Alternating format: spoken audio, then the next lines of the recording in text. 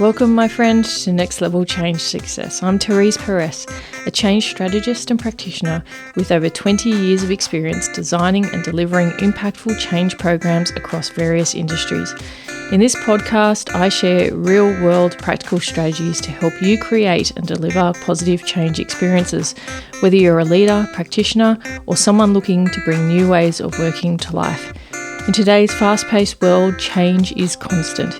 Here we focus on how you can put people at the centre of your change strategy, because people with a sense of purpose are the most important link in driving performance. So if you're ready to create meaningful change and achieve all the success that comes with it, keep listening. Together, let's change the conversation and take it to the next level. Hello. Welcome to another episode of Next Level Change Success. My name is Therese, and I'm the founder of myvirtualchangemanager.com. I'd like to acknowledge that I am recording on Tharawal country and pay my respects to the traditional owners and custodians on the land on which I am recording, and to elders both past, present and emerging. So today I want to talk about the cost of change, and sometimes the cost of not changing, or the cost of poorly managed change, without doubt.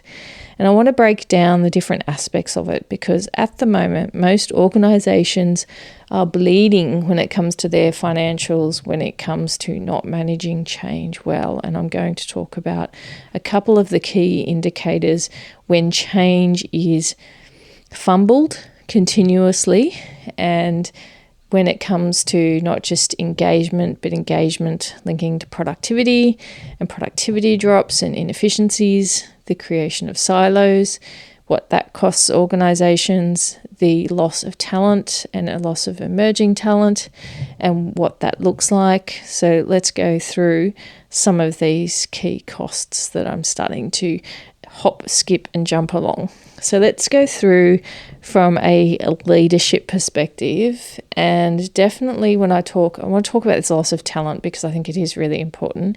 And just know that loss of talent happens at all levels of an organization.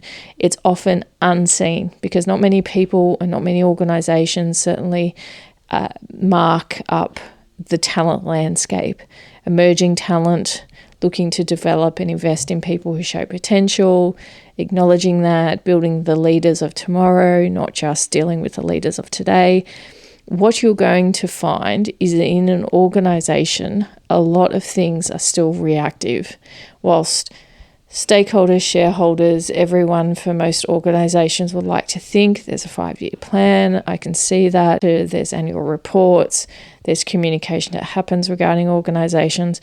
But the reality and the experience in many organizations is that they're in reactive and crisis mode. They lurch from one crisis to another, firefighting, little structure. Sometimes there are discussions in organizations at middle management level as to what is the strategic plan. So a lot of things happen at senior levels but don't cascade down.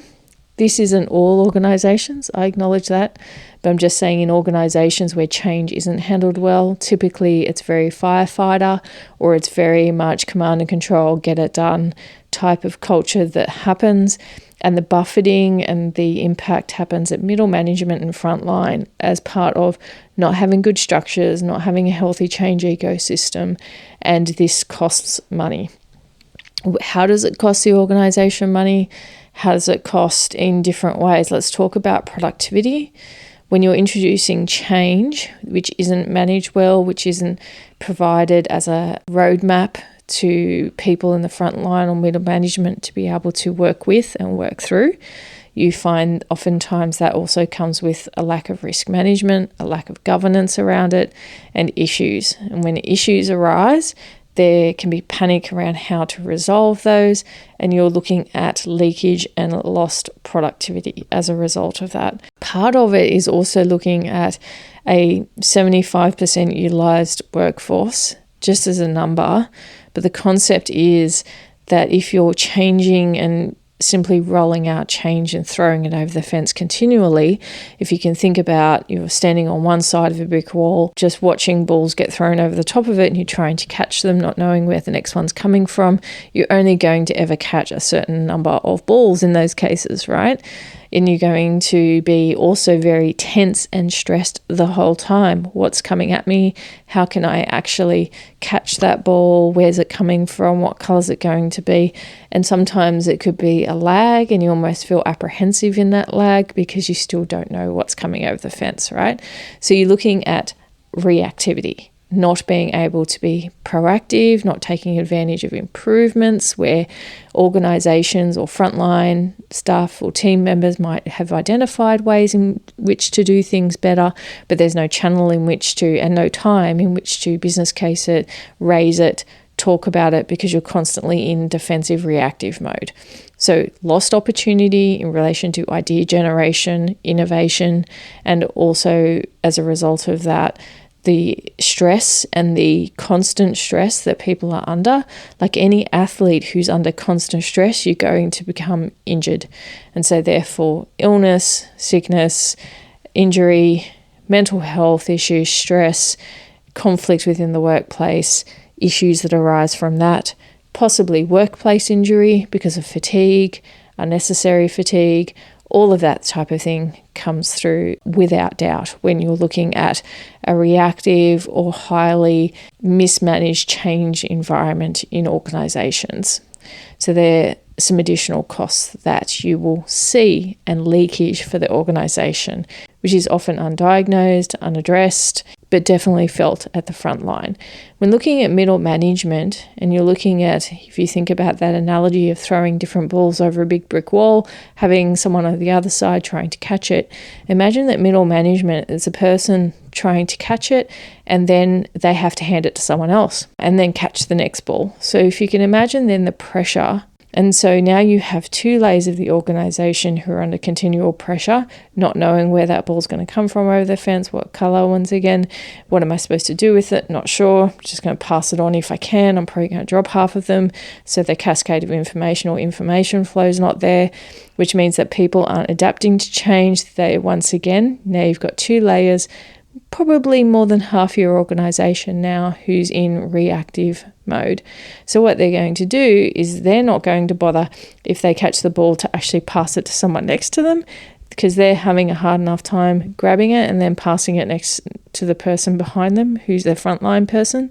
Imagine I'm catching the ball and all I can think of is just to pass it to that person. Imagine at the same time I might have a little window where I think, well, here's an idea. I'm going to also then grab a ball out of a bucket which is right next to me. I'm not going to tell the person next to me about it, but I'm going to give it to my frontline person. They're going to have a look at that ball, realize that it's a small little project in their area that they need to implement, but it's a change of process, and they're going to throw that ball to that person next to them who's also lined up with their leader, and that person now has a ball that their leader is passing to them, but then the person next to them is now also passing them a ball. So it's impossible for people to catch. And so if you think about the most efficient way for all of this transaction to happen, if you're with me on the visual around the balls being thrown over the big brick wall, someone needing to catch them, then pass them on, grabbing one from a bucket, I'm handing it to the same person behind me, and then I've got balls being thrown at me from left, right, who are different departments within the organisation because they too have change that they're wanting to implement. You're just pretty much going home every day, bit battered and bruised around all of the different change coming in.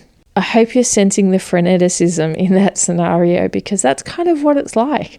And if you think about that happening 24/7, 5 days a week, probably more than 5 days a week, because these type of organizations or where you have that environment that permeates past your work hours, and you're just trying to deliver the best that you can.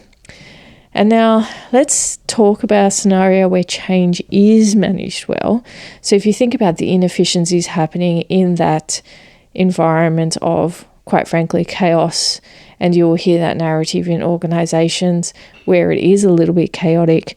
But if you happen to be in an organization where it is more balanced, you're getting told, someone's calling to you from the other side of the wall and saying, here comes something, catch it. And you're like, okay, throw it. You receive it. You get time to look at it. You get time to hand it to the person behind you.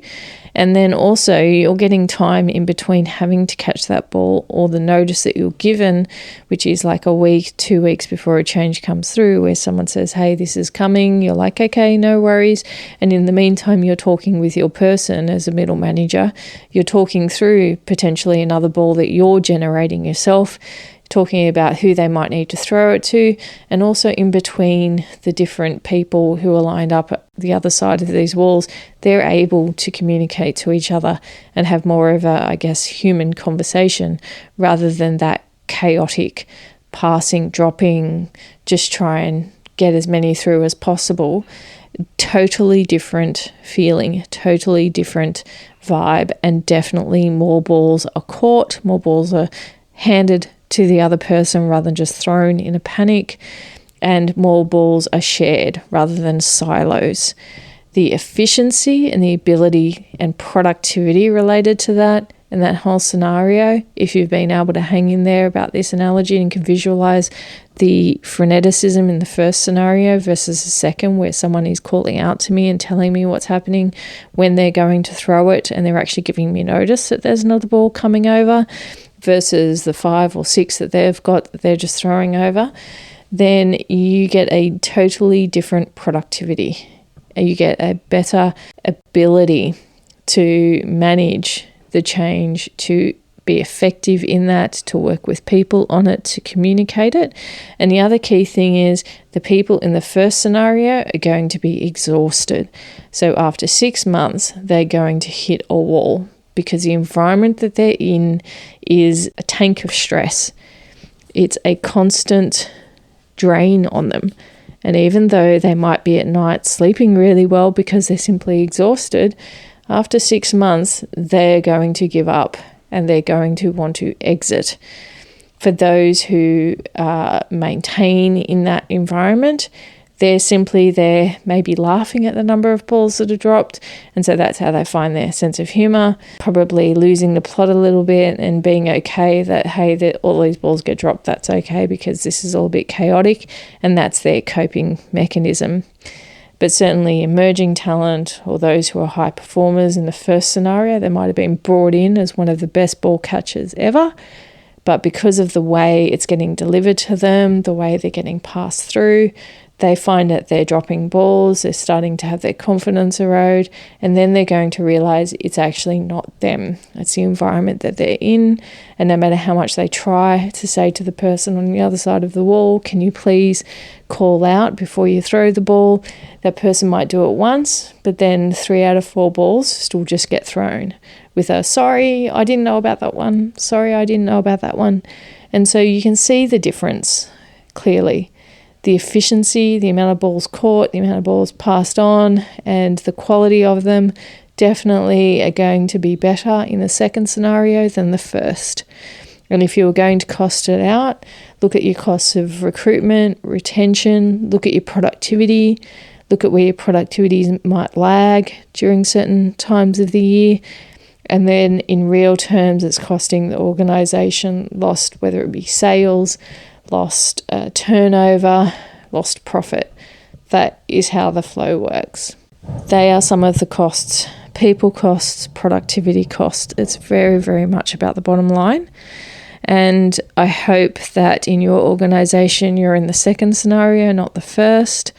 But I do feel that definitely there are some industries who almost thrive on being in the first versus the second. And the only way to change that is to change the people who are on the other side of the wall, throwing over the balls in the first place, who could ambassador how it gets planned on that side to help those middle managers and ultimately help the front line and get better productivity.